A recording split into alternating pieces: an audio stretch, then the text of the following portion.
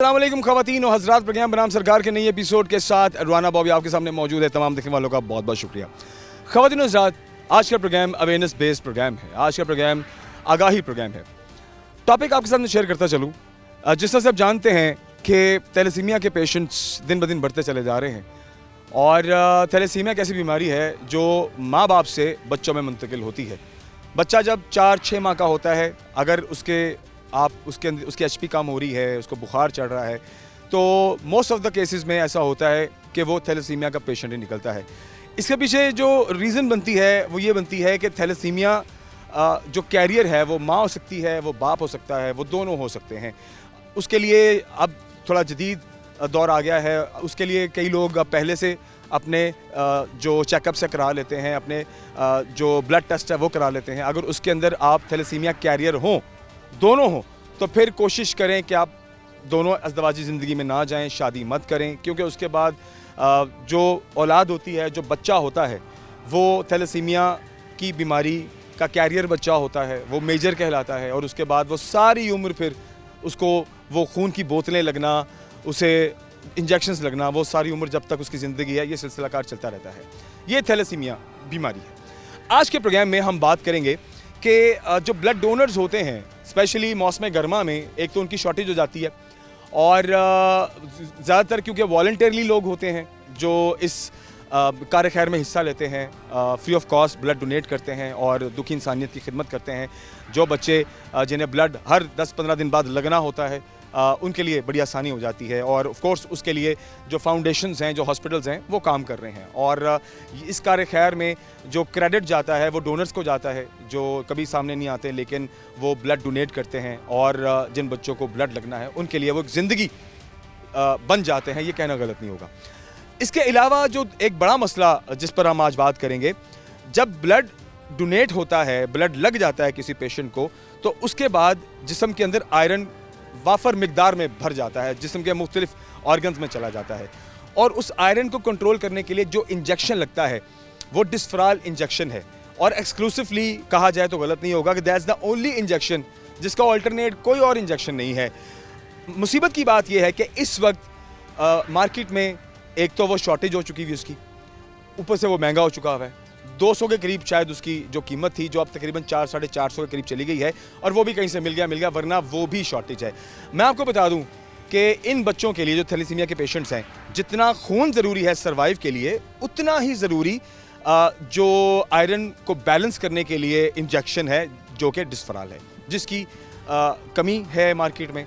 अब इसकी वजह से क्या चैलेंजेस दरपेश हैं जो थैलेसीमिया के पेशेंट्स हैं उन्हें, जो ब्लड डोनेशंस करने वाले लोग हैं, उनको किन किन चैलेंजेस का सामना है इस मौसम में, इस पर बात करेंगे। और इसके साथ साथ जो फाउंडेशन हॉस्पिटल्स हैं वो किन किन चैलेंजेस का सामना कर रही है।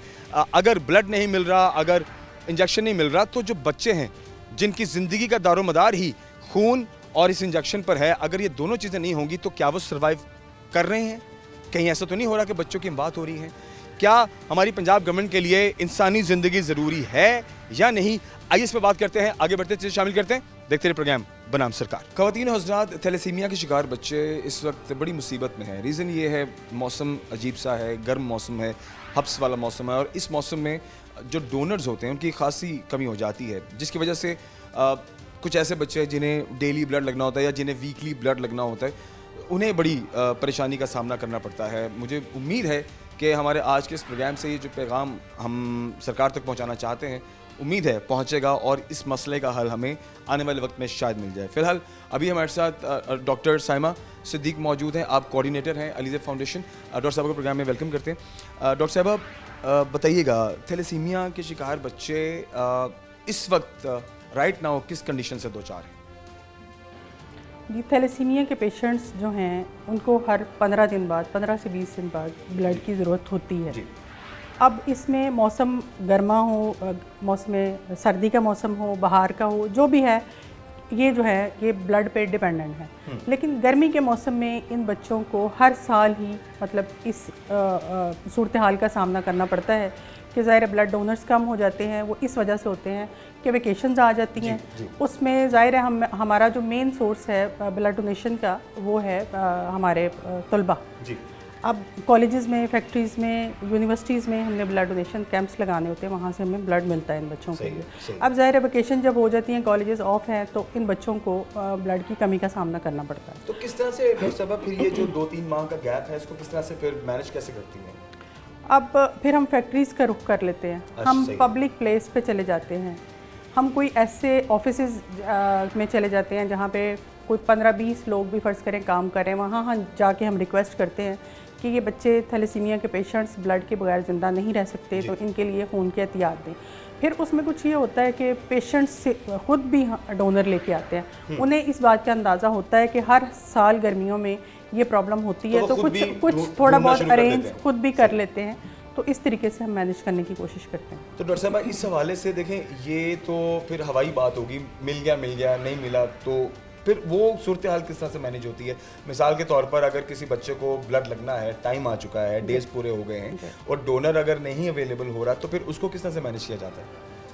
अब ज़ाहिर सी बात है, डोनर अगर मैनेज नहीं मिल रहा है, जैसे फ़र्ज़ करें मतलब नेगेटिव ग्रुप्स की मैं बात करती हूँ, पॉजिटिव जो कि रेयर है बहुत। जी बिल्कुल।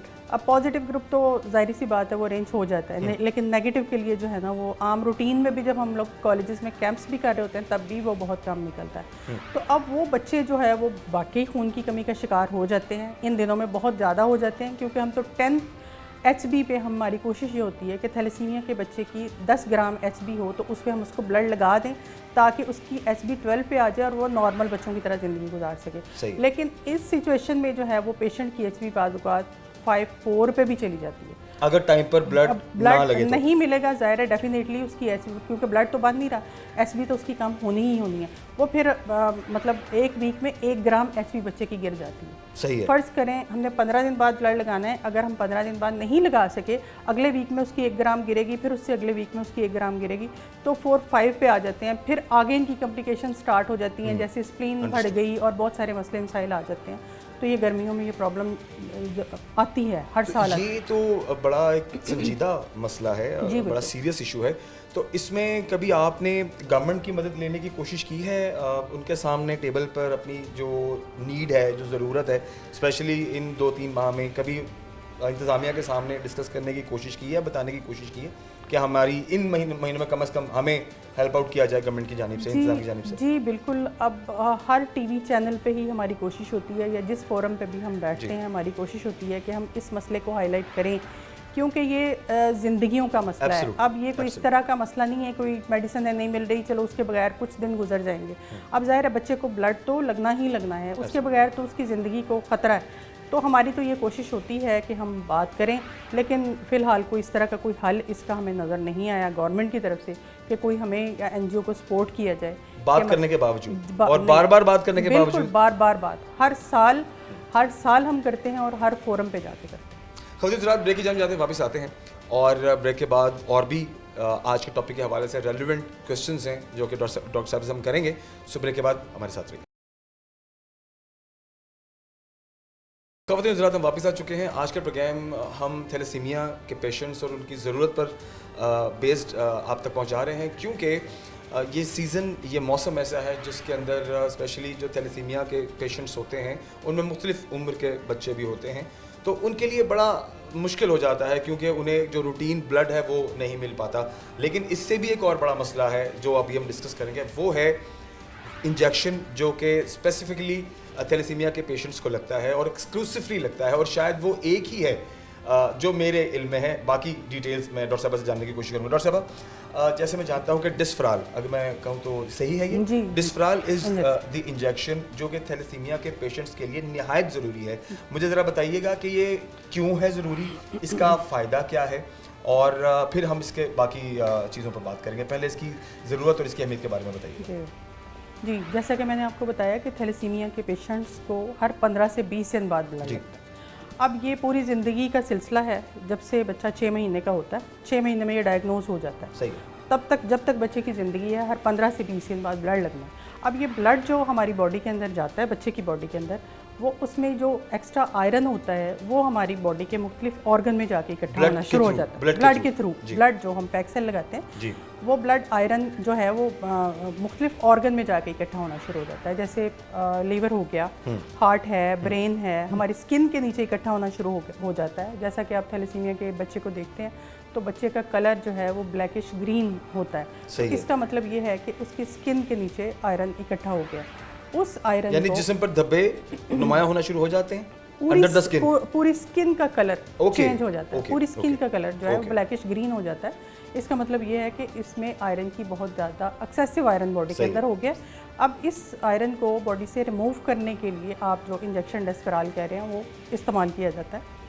अब रिसर्च ये कहती है कि थैलेसीमिया के बच्चों के लिए जितना ब्लड ज़रूरी है उतना ही ज़रूरी इसका आयरन को लेवल करना। को कंट्रोल करना सही है, सही है। जो मिनिमम जो है वो हम 1000 पे रख सकते हैं। अब जब बच्चों को आयरन चिलेशन जैसा कि डेस्पेराल इंजेक्शन नहीं मिलेगा तो ये इसका लेवल बच्चों में 10-12 हज़ार तक आ जाता है।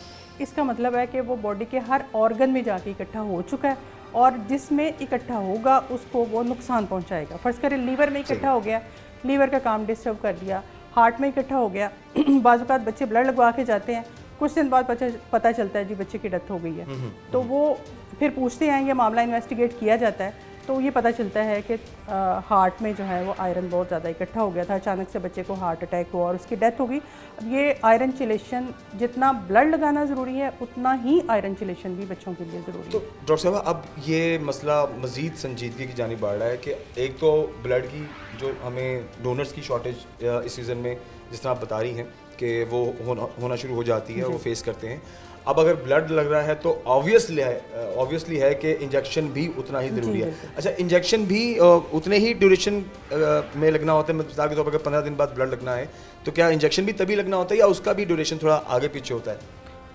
ब्लड तो 15 दिन बाद या 20 दिन बाद लगेगा, लेकिन डेस्पेराल इंजेक्शन जो है वो बच्चे को 1 वीक में तकरीबन 4 से 6 इंजेक्शन लगाने पड़ते हैं। Okay। और वो इंजेक्शन मतलब ये इंजेक्शन नहीं है कि आम हम कोई बुखार का इंजेक्शन लगाते हैं या कोई एंटीबायोटिक लगाते हैं जो 1 सीसी लिया या 2 सीसी लिया और वो इन्फ्यूज़ कर दिया। ये इसको लगाने का स्पेशल एक तरीकाकार है। ये इंजेक्शन डेस्पेराल पंप से लगाया जाता है। Okay। जो 6 से 8 घंटे में ये एक इंजेक्शन ख़त्म होता है।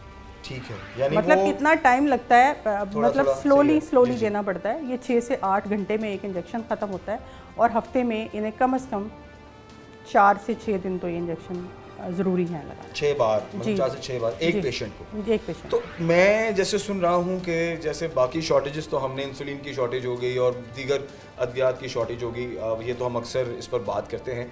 अब ये इतना अहम इंजेक्शन जो कि मार्केट में अब जब मिल रहा था तो मेरे ख्याल से 200 के करीब इसकी कीमत थी और इस वक्त आपने ऑफ द रिकॉर्ड भी बताया और हमने भी थोड़ी रिसर्च की, ये तकरीबन 4 से 450 के करीब इसकी कीमत हो चुकी हुई है। जी बिल्कुल। और उसके बावजूद ये शॉर्टेज है। जी बिल्कुल। ये मुझे ज़रा काइंडली इस पर बताइए कि क्या आपको यहाँ पर मुयस्सर हो रहा है ये डेस्पेराल इंजेक्शन या आप भी शॉर्टेज का शिकार हुई हैं? बिल्कुल, हम भी शॉर्टेज का शिकार हैं। बल्कि मैंने जैसा कि आपने बात की कि ब्लड के हवाले से आप गवर्नमेंट को अपील कोई करती हैं या कुछ इस तरह बात करती हैं, तो हमने डेस्पेराल के हवाले से भी बहुत दफ़ा गवर्नमेंट से अपील की है कि ये इन बच्चों की खुदारा इन बच्चों की ज़िंदगियों का दारोमदार इस पे ब्लड पे और आयरन को एक लेवल पे मेंटेन रखने के लिए ये बहुत ज़्यादा ज़रूरी है।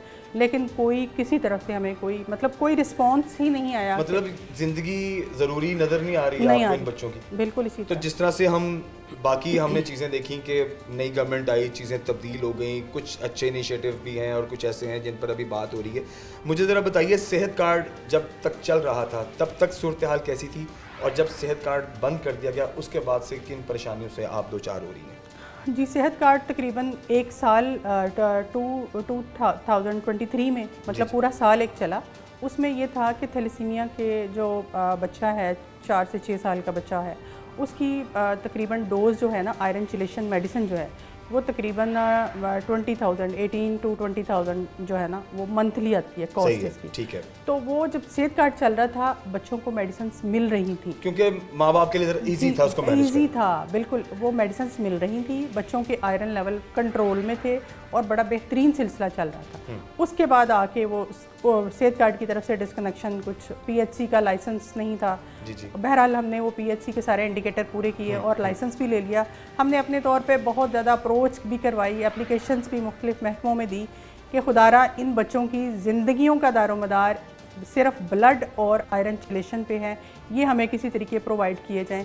लेकिन ये कोई अभी तक मतलब टिल नाउ जो है ना, इस पे कोई अमल दरामद किसी भी किस्म का नहीं हो सका। अच्छा डॉक्टर साहब, ये भी अक्सर औकात हम सुनते हैं कि क्योंकि ये हब्स का मौसम है, गर्मी का मौसम है, तो जो लोग ब्लड डोनेट करते हैं रेगुलर बेसिस पे भी, वो शायद घबराते हैं कि जी गर्मी का मौसम है तो इस मौसम में ब्लड नहीं देना चाहिए, आप बीमार पड़ सकते हैं या आपको ब्लड की कमी हो सकती है, और दीगर लोगों के दिमाग में कहीं कुछ कन्फ्यूजन्स होती हैं। क्या वाकई में ऐसा होता है इस मौसम में ब्लड डोनेट करने से क्या आप बीमार हो सकते हैं? Is that possible? जी, ऐसा कुछ नहीं है, ऐसा कुछ नहीं है। ब्लड जो है हमारी बॉडी के अंदर अल्लाह ताला ने जो सिस्टम बनाया हुआ है वो उसमें ये है कि रेड सेल जो हमारी बॉडी के अंदर बन रहे हैं उनकी जो लाइफ है वो 90 से 120 डेज़ है। ठीक है। ये कुदरती तौर पे अगर हम ब्लड नहीं देंगे तो ये सेल्स हमारी बॉडी के अंदर ही सिस्टम में वो वेस्ट हो जाएंगे और नए सेल्स बनेंगे। सही है। तो अगर आप इमेजिन करें कि हम इतने 20, 22, 25 साल का एक बंदा हो गया, एक ड्रॉप भी अगर ब्लड का बन रहा है तो वो बनता ही रहे तो इंसान फट जाए। एब्सोल्युटली। तो इसलिए ऐसा कोई ये मिसकंसेप्शन है कि ब्लड देने से अपनी तबीयत ख़राब हो जाएगी या मौसम की वजह से, वो कोई ऐसी बात नहीं है। मेरी तो बल्कि यंग जनरेशन से ये अपील है कि थैलेसीमिया के बच्चों के लिए आएँ और ब्लड के एहतियात दें ताकि आप एक सबब बन सकें इन बच्चों की ज़िंदगियाँ बचाने। अच्छा, हाँ भी जैसा बता रही हैं कि ज़ाहिर है सेहत कार्ड पर एक सहूलत थी, उसको बंद किया गया, और जो हमारी करंट गवर्नमेंट है उनकी जानिब से ये बात सुनने में आ रही है कि बहुत जल्द एक नया सेहत कार्ड उसको इंट्रोड्यूस किया जाएगा, उसे दोबारा से लोगों के लिए उससे आसानी पैदा होगी, और तकरीबन 150 ऐसे मेडिकल सेंटर्स होंगे जहां पर ये सेहत कार्ड, जो नया सेहत कार्ड होगा वो वैलिड होगा। अगर ऐसा हो जाए तो मुझे बताएं इससे कितना फ़र्क आपको आने वाले वक्त में नज़र आता है? जी बिल्कुल, ये हो जाना चाहिए और ये बड़ा ज़रूरी है, क्योंकि हमारा मकसद तो यही है कि ये थैलेसीमिया के बच्चों को किसी तरीके से फैसिलिटेट हम कर सकें। क्योंकि मैंने बीमारी के मुतालिक बार बार इसलिए थैलेसीमिया के मुतालिक ये बात करती हूँ कि आम नॉर्मली हम बीमार होते हैं, हमें बुखार हो जाता है, हमें यरकान हो जाता है, हमें हमारा कोई ऑपरेशन हो जाता है, हम 10 से 15-20 दिन में, महीने में ठीक हो जाते हैं, वो बीमारी ख़त्म हो जाती है। थैलेसीमिया की बीमारी ऐसी बीमारी है कि जो 6 महीने की उम्र से बच्चा स्टार्ट होता है और जब तक उसकी लाइफ है वो उस फेज से उसको गुजरना पड़ता है। अब वो जो पेशेंट हमारे पास आते हैं ना, पेरेंट्स उनके पास किराया भी आने जाने का नहीं होता, वो इस कंडीशन में आते हैं, तो वो 20-22 हज़ार की मेडिसिन मंथली कैसे परचेज़ करेगा? वो पॉसिबल नहीं है, वो इदारे के लिए भी पॉसिबल नहीं है कि हज़ारों की तादाद में पेशेंट्स को हम इतनी मेडिसिन दें। तो इसलिए जो है ना, हमारी अपील तो यही है कि सेहत कार्ड ही मतलब दोबारा से स्टार्ट किया जाए ताकि इन बच्चों की, अगर नया भी शुरू करना है तो वो जल्द शुरू किया जाए। ठीक हो गया। अच्छा डॉक्टर साहब, एक अवेयरनेस के हवाले से मैं आपसे जानना चाहूँगा, शायद कुछ ऐसे लोग भी होंगे जिन्होंने कभी थैलेसीमिया के बारे में ना सुना होगा, अगर सुना है तो उनको मालूम नहीं होगा कि कैरियर किस तरह से डेवलप होते हैं और वो कैसे बच्चों में मुंतकिल होते हैं। तो काइंडली सिर्फ हमारे देखने वालों को ये ज़रूर बताइए कि थैलेसीमिया ये बीमारी है क्या और किस तरह से ये बच्चों में मुंतकिल होती है? थैलेसीमिया एक इनहेरिटेड डिजीज़ है, ये कैरियर के थ्रू जो है ना वो बच्चे में आती है। जैसे पेरेंट्स दोनों जो हैं, फादर और मदर दोनों थैलेसीमिया कैरियर होंगे तो बच्चे में थैलेसीमिया मेजर आएगा। हमारा जो मुल्क है, यहाँ तकरीबन 6 to 7% लोग थैलेसीमिया के कैरियर्स हैं। सही है। थैलेसीमिया के कैरियर्स का ऐसे पता नहीं चलेगा कि हम देख के बता सकें कि ये मतलब मैं थैलेसीमिया की कैरियर हूँ या आप थैलेसीमिया के कैरियर है, जब तक हम उसका टेस्ट नहीं करवाएंगे। टेस्ट जो है वो HB इलेक्ट्रोफोरेसिस है, थैलेसीमिया का टेस्ट। अब होना ये चाहिए कि शादी से पहले दोनों पार्टनर्स का थैलेसीमिया का टेस्ट HB इलेक्ट्रोफोरेसिस हो जाए, ताकि खुदा न खास्ता, अब हम ये सुनते हैं अक्सर लोग ये कहते हैं कि कज़न मैरिजेस की वजह से ये प्रॉब्लम आ जाती है, बहुत सारी बीमारियां कज़न मैरिजेस की वजह से आ जाती हैं। थैलेसीमिया ये मिथ है या ये वाकई हकीकत है? नहीं, ये इसमें हकीकत थैलेसीमिया के उसमें नहीं है, क्योंकि बहुत सारे पेरेंट्स इस तरह के हैं जिनके जब बच्चा पैदा होता है उन्हें पता चलता है कि थैलेसीमिया मेजर का पेशेंट है, फिर ज़रा उनकी हिस्ट्री ली जाती है तो उसमें पता चलता है कि ये दूर दूर तक कोई रिश्तेदार है, इनकी कोई कज़न मैरिजेस नहीं है, ये ओवरऑल पॉपुलेशन में ही कैरियर से मिला है तो थैलेसीमिया मेजर का बच्चा पैदा हुआ। ठीक है, और वो बच्चा बाद में ज़ाहिर सी बात है वो उम्र लेके सारी चलते हैं। उम्र लेके चलते तो उसके लिए तमाम देखने वालों से रिक्वेस्ट है, अगर आप चाहते हैं कि आपकी औलाद, आपके बच्चे इस ख़तरनाक बीमारी से दो चार ना हों और सारी उम्र इस मुसीबत में ना रहें, तो अगर आप टेस्ट करवा लें तो मेरे ख्याल से उससे आपको काफ़ी मदद मिलेगी और डिसीजंस लेने में भी काफ़ी आसानी होगी। आइए आगे बढ़ते चलिए, शामिल करते हैं हमारे साथ। हज़रात, अभी मैं चाह रहा हूँ कि आप सबकी मुलाकात करवाऊँ कुछ ऐसे पेशेंट्स से, कुछ ऐसे बच्चों से जो थैलेसीमिया के पेशेंट्स हैं और जो शायद जब से उन्होंने होश संभाला है वो इंजेक्शन्स लगवा रहे हैं, वो ब्लड लगवा रहे हैं। और थैलेसीमिया का जो पेशेंट होता है, जब एक दफ़ा डायग्नोज हो जाए, फिर जब तक उसकी ज़िंदगी है उसने ब्लड भी लगवाना है रूटीन वाइज, उसने इंजेक्शन भी लगवाना है रूटीन वाइज। ये दोनों चीज़ें बहुत ज़रूरी हैं उसके सर्वाइवल के लिए। इसके लिए बड़ी हिम्मत चाहिए और मैं समटाइम ये सोचता हूँ कि इंसान किस हद तक हिम्मत कर सकता है। एट द एंड कभी कभी लोग थक भी जाते होंगे, कई लोग उकता जाते होंगे, भाई कितनी सुइयाँ लगवाएं। सो आइए मैं आपको लेके चलता हूँ अंदर, आ जाइए। और यहाँ पर जैसे मैंने आपको बताया पेशेंट्स हैं, कुछ पेशेंट्स जा चुके हैं जो ब्लड, जिनका रूटीन लगता है वो ब्लड लगवाते हैं और चले जाते हैं, और कुछ का अभी जो प्रोसेस है ब्लड लगने का वो चल रहा है। अच्छा, ये बच्चा बड़ा एनर्जेटिक है, ये हम तक इसका पैगाम पहुंचा, ये बात करना चाहता है और ये अपनी जो रूटीन है वो आपसे शेयर करना चाहता है। एंड ऑफ कोर्स ये थैलेसीमिया का ही पेशेंट बच्चा है जो ब्लड भी लगवाता है। और अभी आप देखें तो हमारे इस भाई की जो तबीयत है वो थोड़ी सी डिस्टर्ब है। क्यों, आप देख रहे होंगे थोड़ा येलो फेस है, ब्लड की कमी है। अब क्यों ब्लड की कमी हुई इन्हें, मतलब इन्होंने रूटीन से ब्लड नहीं लगवाया या ये मौजूद नहीं थे या आए नहीं, इस हवाले से बात करते हैं। इन्हें बड़ा शौक भी है बात करने का। अस्सलाम वालेकुम। वालेकुम अस्सलाम। कैसे हैं आप, ठीक है? अल्हम्दुलिल्लाह। क्या नाम है आपका? अली हसन। अली हसन, क्या करते हो आप? मैं, हमारी शॉप है, अच्छा, शॉप पे आप काम करते हो? किस चीज़ की शॉप है?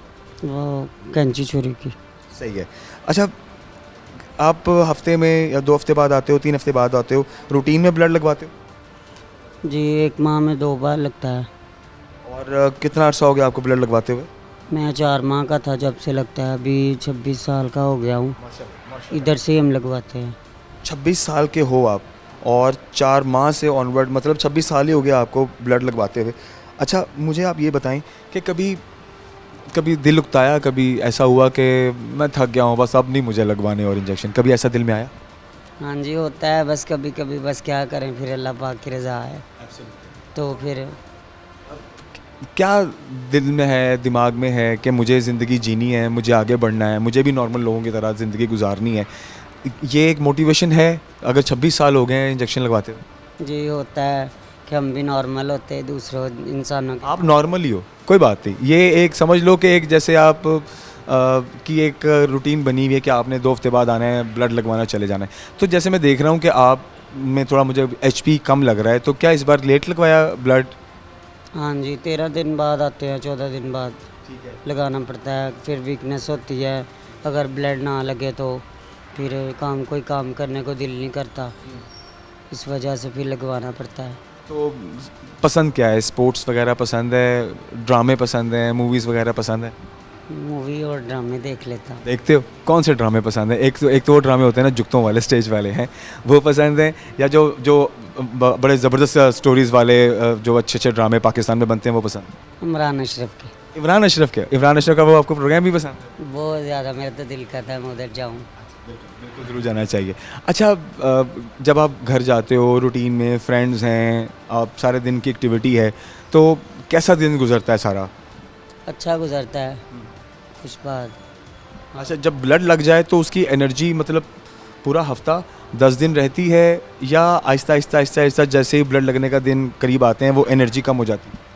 नहीं, बस शुरू में होता है, तो फिर जब ज़्यादा हो जाए दिन तो फिर वीकनेस होती है, कोई काम करने को दिल नहीं करता, वीकनेस महसूस बस। क्या पैगाम दोगे? देखो, आप जैसे हज़ारों बच्चे भी हैं, हज़ारों लोग हैं जो इस मसले में हैं। अल्लाह की रज़ा है, अल्लाह ने जिसके लिए जो जिस तरह से लिखा है वो उसी मुताबिक अपनी ज़िंदगी गुजार रहा है। कुछ लोग ऐसे होंगे जो डीमोटिवेट होंगे, जिनका नहीं मन करता होगा इंजेक्शन लगवाने को, जो कहते होंगे नहीं यार बस जो हो गया, बस ठीक है, अल्लाह ने जितनी रखी है। क्या पैगाम दोगे उन्हें कि अगर आपने नॉर्मल ज़िंदगी गुजारनी है तो कैसे गुजार? भाई, मेरा यही पैगाम है सबको कि हंसी खुशी ज़िंदगी गुजारें और जो है अल्लाह की उसमें राज़ी रहें और बस खुश रहे सब मेरे जैसे बच्चे। You are very good, thank you very much. और इंशाल्लाह आप माशाल्लाह 26 साल का हो, अभी आपने 126 साल की ज़िंदगी और जीनी है, ठीक है। और अपनी शादी पे आपने मुझे बुलाना है, बुलाओगे? चलो ज़बरदस्त, थैंक यू वेरी मच। आइए जी ख़वातीन के साथ आगे बढ़ते हैं, चीज़ें शामिल करते हैं हमारे साथ बढ़ते हैं। और आपको बताते चलें, जिस बच्चे से अभी हमारी मुलाकात हुई है, ये तो डॉक्टर साहब ने बताया, वो तो शर्माते उसने बताया नहीं कि वो टिकटॉकर भी है। He is full of life, अपनी लाइफ को इंजॉय करता है, नॉर्मल किड्स की तरह अपनी ज़िंदगी गुजारता है और अपने इस बीमारी को कभी उसने अपने सर पर सवार नहीं किया। ये मैंने उनसे भी पैगाम आपको पहुंचाया, तो इसलिए पहुंचाया था कि वो तमाम तरह बच्चे जो मुझे देख रहे हैं, it's normal, it's a part of life. लोगों को और भी डिजीज़ होती हैं, किसी को हार्ट का मसला होता है, किसी को किडनीज़ का मसला निकल आता है, ठीक है, और किसी को ब्लड इश्यूज़ आ जाते हैं, मतलब वो बीमारियां होती हैं, मतलब ज़िंदगी कभी रुकती नहीं है। सो बेस्ट ऑफ लक, अपनी ज़िंदगी को जिएँ। अच्छा, मेरे साथ यहाँ पर एक और पेशेंट भी है, मैं जो इनके फादर हैं उनसे बात करना चाहूँगा, क्योंकि ज़ाहिर एक रूटीन होती है घरों में, जो मर्द हजरात होते हैं उन्होंने काम काज पे भी जाना है, अपनी रूटीन उनकी सेट होती है, फैमिली की कफ़ालत करनी होती है और उनके मामला देखने होते हैं। इसमें अगर किसी बच्चे की बीमारी आ जाती है तो उसको भी फिर मैनेज करना होता है, तो किस तरह से दुश्वारियाँ देखते हैं और किस तरह से मैनेज करते हैं, इस हवाले से बात करते हैं। सर कैसे हैं आप? ठीक ठाक हैं सर? क्या नाम है आपका? मेरा नाम मुर्तज़ा है। अब मुर्तज़ा, आप क्या काम करते हैं? जी करता क्या काम करते हूँ, मेरी किराना शॉप है। हैं? और बच्ची माशाल्लाह कितने उम्र की होगी? ये 4 साल की होगी 4 साल की होगी। जी। इसको कब से थैलेसीमिया डायग्नोज हो गया? तकरीबन मैं 2 साल की होगी थी जब पता लगा है। 2 साल की। तो मतलब क्या तब्दीली क्या थी ओवरऑल जिससे ये सोच में आई कि चलो यार इसको चेक करवाएं, इसको डॉक्टर को दिखाएं कि मसला क्या है? इससे ना बुखार हो गया था, बहुत वीक हो गई थी, खाना पीना छोड़ गई थी। फिर हमने ना डॉक्टर खालद पर है, उससे चेक करवाया। अच्छा। उसने हमें टेस्ट लिख के दिए, वो करवाए हमने। उसने कहा कि ब्लड लगवाओ। 2-3 मरतबा लगवाने के बाद उसने कहा यार इससे हो सकता है कि थैलेसीमिया हो। फिर हम इधर आए, इधर डॉक्टर साहब ने ताउन किया हमारे साथ बहुत ज़्यादा। ठीक है। उस वक्त से हम इधर आए। पहले वो प्रॉब्लम थी ब्लड लेने की, लगवाने की, काफ़ी तरह मुश्किलात का सामना करना पड़ता था, लेकिन इधर आके हमें ना कोई मुश्किलात नहीं है, हम बहुत इजी हो जाते हैं। जब भी कोई ज़रूरत होती है आके हम ब्लड लगवा लेते हैं। चलिए, सबसे पहले तो उन लोगों को शुक्रिया अदा करना चाहिए जो डोनर्स हैं, जो यहाँ के बच्चों के लिए इनके जो अखराजात हैं उनको उठाते हैं। तो रूटीन में हर 15 दिन बाद यहाँ पर आना और अपना काम बंद करना, तो ये चीज़ें किस तरह से मैनेज कर? बहुत मुश्किल हो जाती है। आज मैं शॉप बंद की है, वालदा छोटा बेटा है मेरा, वो बैठे थोड़ी देर के लिए, फिर उन्होंने बंद कर दी शॉप। सुबह से आए हुए हैं, 9 बजे से हम, तो अभी तक इधर हैं, 4 बज चले हैं। तो कितना प्रोसेस लगता है ये ब्लड को? टोटल कितना ड्यूरेशन लगता है एक दिन में? तकरीबन मतलब कितनी देर, घंटे, कितने घंटे 4-5 घंटे, 6 घंटे तकरीबन लग जाते हैं। लग जाते हाँ जी, आज ज़्यादा लेट हो गए, तकरीबन 6 घंटे तक कन्फर्म लग जाते हैं। हैं? तो मतलब आज तो कोई काम शाम नहीं हुआ, दुकान कोई बंद? काम नहीं, शॉप बंद है बिल्कुल। अभी इसका ब्लड भी नहीं पूरा लगा है, इसको बुखार हो गया था, तो ब्लड अभी बाकी लगने वाला है इसको। बहुत शुक्रिया सर, जज़ाकल्लाह खैर। परवरदिगार हमारी इस बच्ची को, इसको सेहत वाली ज़िंदगी दे। ख़वातीन हज़रात, ये कुछ चीज़ें, कुछ बातें आपके साथ शेयर करने का मकसद यही था कि जो थैलेसीमिया के पेशेंट्स हैं ये आपकी मदद के तलबगार हैं। गवर्नमेंट से रिक्वेस्ट है तो सेहत कार्ड को अगर नया कार्ड भी इजरा करना है तो उसको भी शुरू करें, ताकि वो तमाम तर फैमिलीज़ जो नहीं अफोर्ड कर सकते एटलीस्ट वो कार्ड के थ्रू अपने बच्चों का इलाज उसे यकीनी बना सकें। जहाँ पर थैलेसीमिया के पेशेंट्स हैं, हॉस्पिटल्स हैं, कहीं भी, तो उन्हें ब्लड डोनर्स की भी ज़रूरत है, उन्हें डिस्फ्राल इंजेक्शन की भी ज़रूरत है। बेशक इंजेक्शन का ऑल्टरनेटिव मेडिसिन की सूरत में मौजूद है, लेकिन उसका वो रिज़ल्ट नहीं है या उसके वो नताइज नहीं है या उसका उतना फ़ायदा नहीं है जो इंजेक्शन, एक्सक्लूसिवली एक ही इंजेक्शन है और मार्केट में शॉर्टेज है। एक तो उसकी कीमत बढ़ गई है, मतलब 200 का इंजेक्शन उसको 450 तक में मार्केट में बेचा जा रहा है ब्लैक करके, कहीं पर तो वो मिल ही नहीं रहा। और अगर वो नहीं मिलेगा तो जो बच्चों में आयरन बढ़ जाता है, ब्लड जब जो बॉडी के अंदर जाता है, ठीक है, तो उसको ख़त्म करने के लिए उस इंजेक्शन का लगना बहुत ज़रूरी है। समझ लीजिए जितना ब्लड ज़रूरी है उतना ही इंजेक्शन ज़रूरी है। सो बच्चों की ज़िंदगी अब आप लोगों के नज़र करम पर है। मेहरबानी करें, इनके लिए थोड़ा सा पॉजिटिव सोचें और इनकी बेहतरी के बारे में सोचें। आइए आगे बढ़ने से शामिल करते हैं हमारे साथ। पीआरओ साहब हमारे साथ मौजूद हैं, मिर्ज़ा इलियास बेग साहब, और इनसे बात अभी हम ऑफ द रिकॉर्ड करते हैं। मैं कहा सर ये तो ऑन द रिकॉर्ड होने वाली बात है, तो इलियास साहब से पूछते हैं कि बीइंग पीआरओ, जब आप एक्टिविटीज़ को अरेंज करते हैं, जब आप डोनर्स को अरेंज करते हैं वॉलंटियरली, तो डोनर्स कुछ आ गए जो यहाँ आ गए कैंपेन्स के थ्रू, लेकिन जाकर कैंपेन्स करना, जाकर ब्लड्स को डोनर्स को कलेक्ट करना और अरेंज करना, ये एक बहुत बड़ा टास्क है और इसमें बहुत ज़्यादा चैलेंजेस भी हैं। ऑफ द रिकॉर्ड बात हो रही है, आई वांट कि ऑन द रिकॉर्ड बात हो। इलियास साहब, मुझे काइंडली बताइए, बीइंग पीआरओ आप सर्विसेज दे रहे हैं, किस तरह से ब्लड को अरेंज करते हैं और उनमें चैलेंजेस कौन कौन से जिन्हें आप फेस करते हैं, क्योंकि देखने वाले लोगों को तो नहीं पता, उनको लगता है कि हाँ ब्लड आ रहा है, बड़ी आसानी से लग रहा है, लेकिन उसका अरेंजमेंट आई थिंक कि वो बहुत मुश्किल है। नो डाउट, मैं इस चीज़ को एग्री करता हूँ। चाहे वो कॉलेजेस हैं, चाहे इंडस्ट्रीज़ हैं, पब्लिक प्लेस है, सबसे पहले कॉलेजेस में हम प्रिंसिपल हजरात को DPI की परमिशन देते हैं, उसके बाद क्लास टू क्लास जाके इन बच्चों को मोटिवेशन देते हैं, बताते हैं, मैसेज कन्वे करते हैं, मतलब विजिट को प्रॉपरली डॉक्यूमेंट किया जाता है। डॉक्यूमेंट करते हैं ताकि उन्हें अवेयर करते हैं कि ये थैलेसीमिया के बच्चों की नीड है। फिर उनमें से जो वॉलेंटियर डोनर्स हैं उनको ब्लीड किया जाता है, पहले स्क्रीनिंग करके, स्क्रीन आउट करके। इसी तरह हम इंडस्ट्रीज़ की तरफ मूव करते हैं। इंडस्ट्रीज़ के जो ऑनर्स हैं उनसे हम गो हेड लेते हैं, फिर वो डे डिसाइड करते हैं, फिर वर्कर्स को उस लेवल तक हम जाते हैं, उन वर्कर्स से जाके रिक्वेस्ट करते हैं। पहले तो समझाना पड़ता होगा जाके कि जी ये पर्पस क्या है, और ब्लड देने से आप बीमार नहीं होंगे, मतलब एक माइंड मेकअप करना सबसे मुश्किल काम तो वो होता है। सबसे डिफ़िकल्टीज जो हमें आती है उनको मेंटली अप्रोच करने वाले वर्डिंग यूज़ किए जाते हैं ताकि उन्हें कन्विंस किया जा सके, क्योंकि वर्कर लेवल वो अंडर मैट्रिक होते हैं।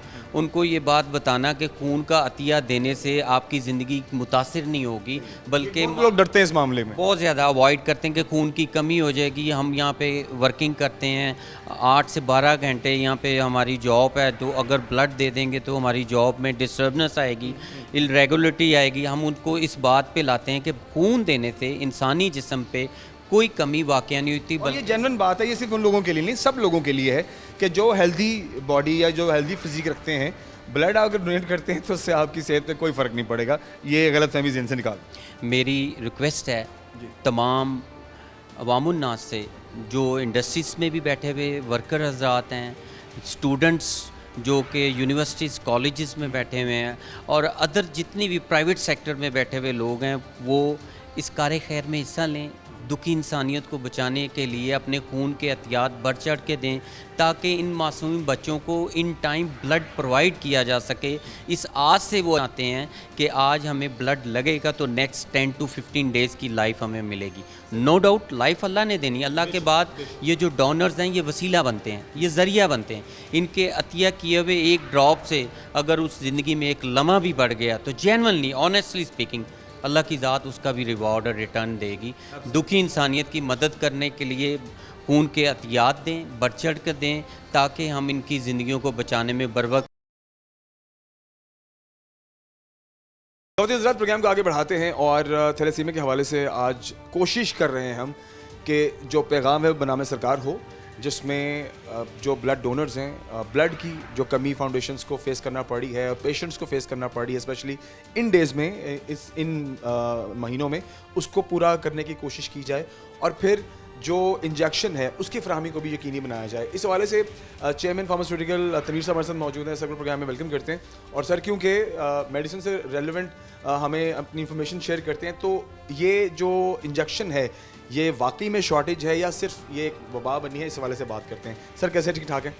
जी अल्लाह का शुक्र है। तनवीर साहब, जैसे कि हम दीगर मेडिसिन की शॉर्टेज पर बात करते हैं, आज हमारा टॉपिक है थैलेसीमिया के पेशेंट्स के लिए जितना खून ज़रूरी है उतना ही उन्हें इंजेक्शन, जो डिस्फराल इंजेक्शन है वो ज़रूरी है, जो कि ब्लड के थ्रू जो आयरन जिस्म में जाता है, आयरन को कंट्रोल करने के लिए वो बहुत ज़रूरी है। अगर वो ना हो तो जैसे कि हमने प्रोग्राम के पिछले हिस्से में आपसे शेयर किया है लोगों से भी, कि वो बॉडी के अंदर डार्क ग्रीन और ब्लैक कलर के स्पॉट्स उभरना शुरू हो जाते हैं, जिस्म काला होना शुरू हो जाता है, तो वो क्योंकि वो आयरन जो है वो बढ़ जाता है बॉडी के अंदर। तो Desferal injection is the only injection जो मेरे नॉलेज में है, बाकी तनवीर साहब से पूछते हैं कि क्या इसका भी कोई अल्टरनेट है, कि अगर ना मिले तो बहुत मुश्किल है सर्वाइवल, स्पेशली पेशेंट्स के लिए। तनवीर साहब क्या कहेंगे सबसे पहले इस हवाले से, डिस्फराल कितना ज़रूरी है थैलेसीमिया के पेशेंट्स के लिए?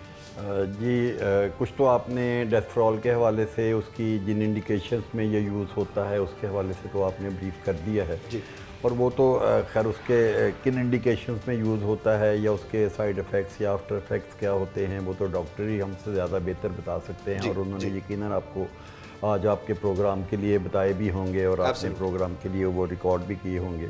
सर तो जो नज़र आ रहा है ये कि जिस तरह से हमारा एक बहुत बड़ा अलमिया है हमारे माशरे का, कि जब जिस चीज़ की ज़रूरत बढ़ जाती है अगर तो उसकी कीमत कम हो। देखें अगर जो महंगी कीमत की चीज़ें हैं, मतलब जो आपके रोज़मर्रा के शैम्पू हैं, मतलब आपके घी की दालें हैं और बहुत सारी चीज़ें हैं, मतलब उनके रेट्स हमेशा थोड़े ज़्यादा होते हैं, उनमें कभी कमी नहीं होती। लेकिन जो सस्ती चीज़ होती है, जैसे उसकी ज़रूरत बढ़ती है, डिमांड बढ़ती है, उसे शॉर्ट कर दिया जाता है, रेट बढ़ जाते हैं। मुझे ये बताएं, ये अलमिया कब तक हम फेस करेंगे कि कभी हम बात करते हैं जो डायबिटिक पेशेंट्स हैं उनके लिए इंसुलिन की बात कर रहे होते हैं, आज हम थैलेसीमिया के पेशेंट्स की बात कर रहे हैं। जी बिल्कुल, जब भी हमारा प्रोग्राम होता है तो ज़्यादातर प्रोग्राम तो या मेडिसिन की शॉर्टेज के हवाले से होते हैं, या मेडिसिन की जो प्राइस हाइक है, जिस तरह से प्राइसेस बढ़ती जा रही हैं, या उसके हवाले से होते हैं। और ये दोनों चीज़ें ही पेशेंट्स के लिए बहुत ज़्यादा तकलीफ देह हैं, क्योंकि मेडिसिन का महंगा होना भी अपनी जगह पे एक तकलीफ देह अमर है कि हमारे मुल्क में जहाँ पे लोगों की इनकम बहुत कम है और लोगों के लिए इलाज की जो मतलब फ्राहमी अपने लिए ही बहुत मुश्किल है। गवर्नमेंट भी हमारी उस हद तक जो लोगों को जो इलाज की सहूलियात हैं वो मुहैया नहीं कर रही, तो इसलिए लोगों को ज़्यादातर इलाज जो है वो खुद ही करवाना पड़ता है। और ऊपर से जब किसी भी बीमारी में जो बंदा मुब्तला हो और उसको उससे रिलेटेड जो मेडिसिन है वो मार्केट में शॉर्ट हो जाए, उसको ना मिले, या उसको वो शॉप टू शॉप जाके उसको ढूंढना पड़े, तो ये उससे भी ज़्यादा तकलीफ दे हो जाता है। और हमारे मुल्क में ये पिछले कई सालों से, क्योंकि मुझे एक अरसा गुजर गया है इस पेशे से मुंसलिक हुए, जो शॉर्टेज के प्रॉब्लम है ये थ्रू आउट चलते ही रहते हैं और अभी भी चल रहे हैं आजकल भी। अब तो इनकी शॉर्टेज की जो लिस्ट है वो दिन दिन जो बढ़ती जा रही है। एब्सोल्युटली। तो अभी मतलब क्योंकि इस मामले में जो हमारे महकमे हैं वो अपना किरदार पूरी तरह से अदा नहीं कर रहे, उनकी जो मॉनिटरिंग है, उनका जो कंट्रोल है मैन्युफैक्चरर्स के ऊपर, वो उतना उस तरीके से नहीं है कि वो जो अद्वियात की जो फ्राहमी है वो उसको मुमकिन बना सके। डिस्फराल शॉर्टेज का शिकार है, वाकई में ऐसा है, या जो मखसूस फाउंडेशंस हैं या मखसूस इदारे जो, या स्पेशली हम जो मेडिकल सेंटर्स हैं जो थैलेसीमिया के लिए स्पेशली सर्विसेज दे रहे हैं, क्या सिर्फ उन्हीं को फेस करना पड़ेगा? नहीं, बिल्कुल आपकी बात दुरुस्त है कि डिस्फराल जो है आजकल मार्केट में अव्वल तो मिल ही नहीं रहा, और अगर कहीं मिलता भी है तो वो अपनी प्राइस से ज़्यादा प्राइस के ऊपर मिल रहा है, और उसको पेशेंट को ढूंढने में बहुत ज़्यादा जो मुश्किलात का वो सामना करना पड़ता है। इवन डिस्ट्रीब्यूटर के पास भी ये अवेलेबल नहीं है, क्योंकि डिस्ट्रीब्यूटर तो ज़ाहिर है वो जब उसको मैन्युफैक्चर से कोई चीज़ आएगी तो उसके पास अवेलेबल होगी, तो अपने कहीं और से तो वो बंदा अरेंज नहीं कर सकता। तो इस सिलसिले में ड्रैप को या हमारे जो दूसरे हेल्थ डिपार्टमेंट्स हैं उनको मैन्युफैक्चरर यूनिट्स के ऊपर, यानी कि PPMA से जो करके अपनी मुशावरत, जो मैन्युफैक्चरिंग यूनिट्स हैं उनको इस चीज़ का पाबंद बनाना चाहिए कि जिस चीज़ की भी वो रजिस्ट्रेशन करवाएं उसकी जो फ्राहमी है बिला तअत्तल, जो ताकि उसमें किसी किस्म की कोई रुकावट ना आए, उसकी जो कंपनी के रेट्स, जो अप्रूव्ड रेट्स एंड ड्रैप से उनके उसके ऊपर उसकी जो हर वक्त जो फ्राहमी है उसको भी यकीनी बनाएं। अच्छा सर, क्या इसकी शॉर्टेज के पीछे रीज़न रेट्स जो कंपनीज डिमांड कर रही हैं वो नहीं मिल पा रहा, या इंपोर्ट में कोई मसला आ रहा है, क्या रीज़न क्या है इसके? उसमें दोनों वजूहात होती हैं। कुछ टाइम पे तो इंटरनेशनली, चूँकि हमारे मुल्क में जो रॉ मटेरियल्स हैं वो तो उनकी मैन्युफैक्चरिंग ना होने के बराबर है। ऑलमोस्ट मोर देन 90% जो हमारा रॉ मटेरियल है मेडिसिन का, जो एक्टिव इंग्रेडिएंट होता है वो बाहर के मुल्कों से इंपोर्ट होता है, और उसके लिए हम चूँकि डिपेंडेंट हैं, ज़्यादातर रॉ मटेरियल हमारा आजकल चाइना से आ रहा है, पहले कुछ इंडिया से भी आया करता था। तो यूरोपियन जो ब्रांड वो चूँकि महंगे हैं, उसका चंद कंपनीज तो यहाँ पे यूरोपियन ब्रांड्स के जो रॉ मटेरियल है वो यूज़ करती हैं। सही है। बाकी ज़्यादातर डिपेंडेंसी हमारी चाइना के ऊपर या जो सस्ते कंट्रीज़ हैं वहाँ से इंपोर्ट करने के ऊपर है। सही है। तो बाज़ वक़्त में तो वहाँ पे भी शॉर्टेज हो जाती है इंटरनेशनली किसी चीज़ की, तो उसकी वजह से हमारे यहाँ भी शॉर्टेज हो जाती है। चलें, वो तो एक कुदरती अमर है कि किसी वक्त अगर किसी मजबूरी की वजह से कोई रॉ मटेरियल शॉर्ट हो जाए और वो मेडिसिन मार्केट में शॉर्ट हो, वो तो एक जेन्युइन रॉ मटेरियल अगर नहीं है तो हम अगर ये अखज़ करें कि शॉर्टेज की शायद मेन रीज़न यही है, तो क्या? लेकिन उसमें भी अगर रॉ मटेरियल अवेलेबल ना हो, किसी भी सोर्स से ना मिल रहा हो, क्योंकि मेडिसिन की चीज़ें ऐसी हैं बाज़ मरतबा जैसे कोई ह्यूमन एल्ब्यूमिन्स हैं, दूसरी चीज़ें हैं इस तरह की, जो वो मतलब कई चीज़ें किसी वक्त नहीं भी अवेलेबल होती, चलें अगर कोई ऐसी जेन्युइन रीज़न हो फिर तो एक अलग बात है, लेकिन आप तक अगर इन्फॉर्मेशन है उसके अगर मुताबिक। अगर हमारी खुद साख्ता जो क्रिएटेड सेल्फ क्रिएटेड हों कि हमने कंपनीज अपना प्रॉफिट बढ़ाने के लिए उस चीज़ की शॉर्टेज कर लें या उसको ऐसे दूसरी अपनी जो डेड आइटम्स हैं उनको बेचने के लिए किसी टूल के तौर पर इस्तेमाल करें, या हमारे गवर्नमेंट के किसी महकमे की सुस्ती की वजह से कि अगर किसी कंपनी को जेन्युइनली रेट इंक्रीज़ की ज़रूरत है और वाकई उसके लिए वो बनाकर वो मेडिसिन मार्केट में देना फिजिबल नहीं है, तो गवर्नमेंट को भी उसके केस के ऊपर भी हम दर्दाना गौर करना चाहिए और उसको डीपली देखना चाहिए कि अगर वाकई वो उनके लिए फिजिबल नहीं है तो उसको प्राइस इंक्रीज़ दे देनी चाहिए ताकि उस चीज़ की मार्केट में शॉर्टेज ना हो। अच्छा सर, इसमें एक चीज़ मैं ऐड करूं, देखिए जिस तरह से हम डिस्फ्राल की बात कर रहे हैं तो हमेशा हर मेडिसिन का ऑल्टरनेटिव सॉल्ट मौजूद होता है, ऑल्टरनेटिव मेडिसिन भी होती हैं, लेकिन एज आई हर्ड, मुझे काइंडली इसमें आप थोड़ी करेक्शन भी कीजिए कि क्या डिस्फ्राल इज़ द ओनली इंजेक्शन जो कि थैलेसीमिया के पेशेंट्स के लिए ज़रूरी है और वही लगता है या इसका कोई ऑल्टरनेटिव भी है? चलिए देखने वालों को ये भी थोड़ा उनके लिए भी आसानी हो जाएगी कि चलिए अगर एक नहीं मौजूद तो कोई मिलता जुलता कोई दूसरा भी मार्केट में अवेलेबल है और उससे फिल वक्त जो है वो आप फ़ायदा ले सकते हैं या उसको इस्तेमाल में ला सकते हैं। इसमें एज सच जिस तरह हमारी एनाल्जेसिक्स होती हैं, एंटीबायोटिक्स हैं, दूसरी चीज़ें हैं, उनमें तो हमारे पास बहुत से ब्रांड्स अवेलेबल होते हैं कि एनाल्जेसिक हमें एक नहीं मिला तो हमने कोई दूसरा यूज़ कर लिया, कोई तीसरा सॉल्ट यूज़ कर लिया। तो इसमें हमारे पास जो ऑप्शंस हैं ना वो बड़ी महदूद हैं। ठीक है। तकरीबन ऑलमोस्ट यही सॉल्ट ज़्यादातर यूज़ होता है थैलेसीमिया के पेशेंट्स को, तो उसमें भी हमारे मैन्युफैक्चर जो हैं वो भी बहुत ज़्यादा नहीं है, क्योंकि इसका एक यूज़ भी मतलब लिमिटेड है, कह लें कि जो थैलेसीमिया के पेशेंट्स हैं उन्हीं के लिए यूज़ होता है, तो इसलिए ज़्यादा जो कंपनीज़ हैं वो इसको मैन्युफैक्चर नहीं कर रही। और इसलिए जब शॉर्टेज होती है तो ज़ाहिर है वही लोगों के पास फिर कोई और चॉइस नहीं होती, क्योंकि अगर कोई ऐसा सॉल्ट हो जैसे एनाल्जेसिक, एंटीबायोटिक्स, तो बहुत सी कंपनियां यहाँ पे बना रही हैं। अगर एक कंपनी की कोई एंटीबायोटिक शॉर्ट हो जाएगी तो पेशेंट किसी दूसरे कंपनी की एंटीबायोटिक या एंटीबायोटिक में भी कोई दूसरा सॉल्ट जो first generation, second generation, third generation, मतलब डिफरेंट किस्म की एंटीबायोटिक्स अवेलेबल हैं। सर लेकिन ज़िंदगी मौत की बात है, देखिए एक पेशेंट के लिए अगर एक the only source is that जो इंजेक्शन है जो उसके सर्वाइवल का मेन मरकज है, हाँ, इस सॉल्ट में ये तो वाकई फिर बहुत ज्यादा वाली बात है, उस इंसान की ज़िंदगी के साथ खेलने बिल्कुल वाली। बात आपकी सही है। ऐसी चीज़ें जिनका कोई अल्टरनेट हमारे पास मौजूद नहीं है या जिनका कोई मुतबादल भी डॉक्टर प्रेस्क्राइब नहीं कर सकते, बल्कि आजकल मुझे भी अक्सर दोस्तों के जो फ़ोन या मैसेजेस आते रहते हैं वो किसी ना किसी ऐसी शॉर्ट आइटम के हवाले से ही होती हैं कि बल्कि अभी भी मैं चले नाम नहीं लेता, लेकिन आज भी 2-3 दोस्तों के मैसेज आए हुए हैं डिफरेंट मेडिसिन के हवाले से जो उनको मार्केट में नहीं मिलती, कि वो यही होता है कि जी हमें कहीं ना कहीं से इसको अरेंज कर दें ताकि हम अपना जो इलाज है वो जारी कर रख सकें।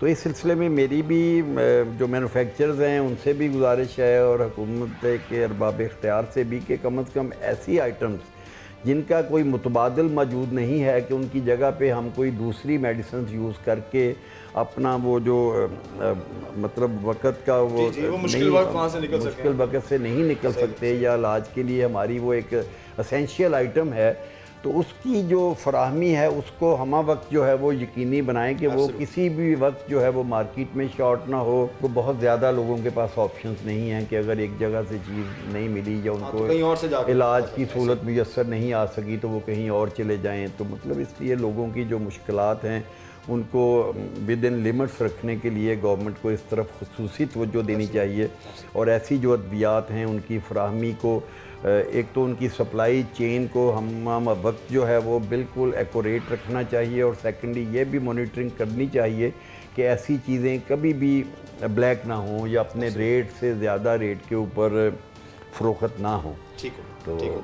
बहुत शुक्रिया अतवी साहब आपके कीमती वक्त का। ख़वातीन हज़रात, प्रोग्राम को ख़त्म करते हैं और आज के प्रोग्राम में हमने 1-2 जो मुद्दे रखे हैं वो ये हैं कि सबसे पहले वो तमाम तर फाउंडेशन एंड हॉस्पिटल्स जहाँ पर थैलेसीमिया के पेशेंट्स का इलाज होता है रेगुलर बेसिस पे, वहाँ पर जो ब्लड डोनर्स हैं इस सीज़न में इन दिनों में कॉलेजेस यूनिवर्सिटीज़ बंद हो जाती हैं, जो वॉलंटियरली स्टूडेंट्स जो रेगुलर बेसिस पे अपना ब्लड डोनेट करते हैं वो नहीं होते, जिसकी वजह से जो पेशेंट्स हैं उन्हें खून की जो डोनर्स हैं एक्चुअली उनकी कमी हो जाती है। इस सिलसिले में इन दिनों में स्पेशली हमारी सरकार, हमारी गवर्नमेंट का ये फ़र्ज़ बनता है कि जितनी भी फाउंडेशंस पंजाब के जिस भी कोने में हैं वहाँ पर एक तो चेक एंड बैलेंस हो, और जहाँ कमी आपको नज़र आती है तो उसको सरकारी सतह पर रहते हुए उसको पूरा किया जाए, ताकि उन बच्चों की या उन लोगों की ज़िंदगी जो कि बेस करती है एवरी 2 वीक्स जिनको ब्लड लगना है, वो उनका सर्वाइवल चलता रहे। देखिए आज के प्रोग्राम में आपने देखा 25 साल के बच्चे भी हैं जो 4 माह से लेकर 25-25, 26-26 साल के हो चुके हैं और उन्हें ब्लड लग रहा है रेगुलर बेसिस पे, उन्हें इंजेक्शंस लग रहे हैं रेगुलर बेसिस पे। और अगर 1 महीने के अंदर 2 या 3 दफ़ा ये चीज़ शॉर्टेज में आ जाती है, मतलब ब्लड नहीं लगा या मतलब उनको जो उनमें आयरन अगर बढ़ गया है उसको बैलेंस करने के लिए अगर डिस्फ्रॉल इंजेक्शन, जो कि स्पेसिफिकली हम बात कर रहे हैं क्योंकि इसका अल्टरनेट ऑलमोस्ट नहीं है मार्केट में, तो अगर ये दोनों चीज़ें नहीं होंगी तो ज़िंदगी से खेलने वाली बात है। वो बच्चे जो अपना फ्यूचर देख रहे हैं नॉर्मल लोगों की तरह, तो उनके दिल में भी एक ख्याल आ जाता है कि शायद हमारा सर्वाइवल बहुत मुश्किल है, तो दिल बर्दाश्ता हो जाते हैं कुछ लोग, डिसहार्ट हो जाते हैं कुछ बच्चे। तो उनकी जो एक ज़िंदा रहने की या ज़िंदगी को गुजारने की जो उम्मीद है उसे ख़त्म ना करें, मेहरबानी करें। हमारी रिक्वेस्ट है गवर्नमेंट के लेवल पे कि ये जो 2 चीज़ें हैं इन्हें यकीनी बनाया जाए। अपना बहुत सारा ख्याल रखिए। मुझे पूरी उम्मीद है कि आज के प्रोग्राम की वसातत से हमारा पैगाम सरकार तक ज़रूर पहुँचेगा। इंशाल्लाह के प्रोग्राम में मिलते हैं। अल्लाह हाफ़िज़।